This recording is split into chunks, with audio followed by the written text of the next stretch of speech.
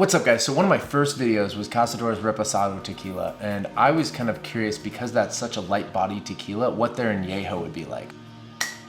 This comes from Los Altos in Jalisco, Mexico, and this started back in 1922. This one is aged a full year. Damn. Are you filming? Are you? Hey dude, can I talk to you?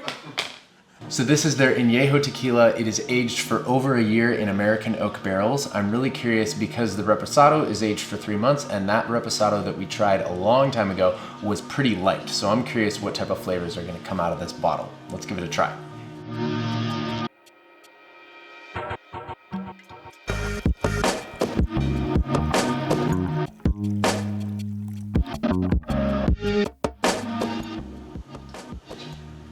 Ooh, there's definitely some earthy tones on the nose. You get a little zing, but it's not too strong. I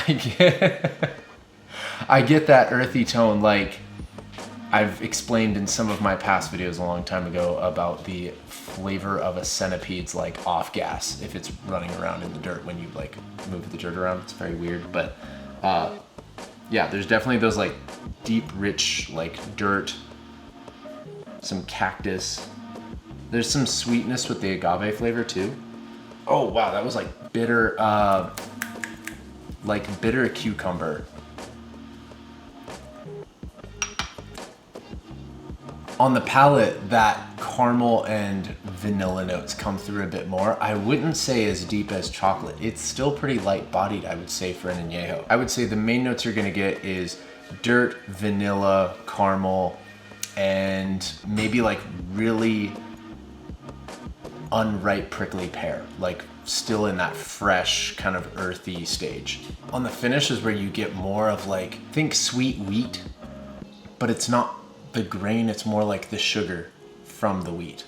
That's kind of what you get on the finish, and still those rich like earthy tones. So it's, I would say, very earthy tequila. There's definitely some citrus notes in there too, so it still is a pretty light bodied añejo for what an añejo usually brings across.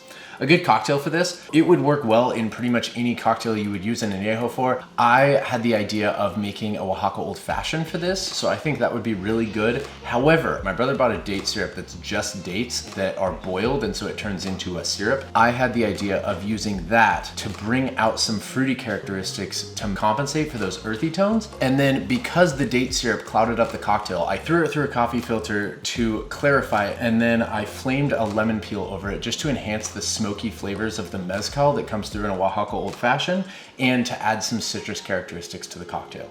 So let's give this a try.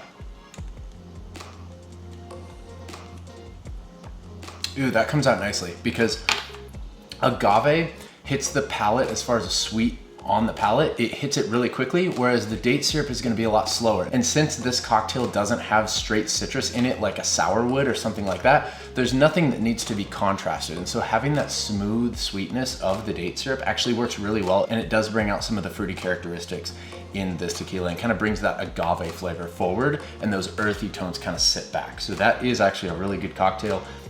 I've got the recipe for it right up there. A good price point, I think if you could get a bottle for around $35, I think is what you're normally gonna look at it. I think if you could get it under 35, you're looking at a really good deal for this tequila. Overall, it's good. If you like light-bodied añejo tequilas, if you don't want something that's like really rich and sweet and heavy, this is definitely a good choice, especially more on kind of the earthy tones. And if you wanna kind of look for some flavors, this one's a pretty fun one. Thank you guys so much for watching. Hit that like button, share this video with your friends, and I will see you guys in the next video.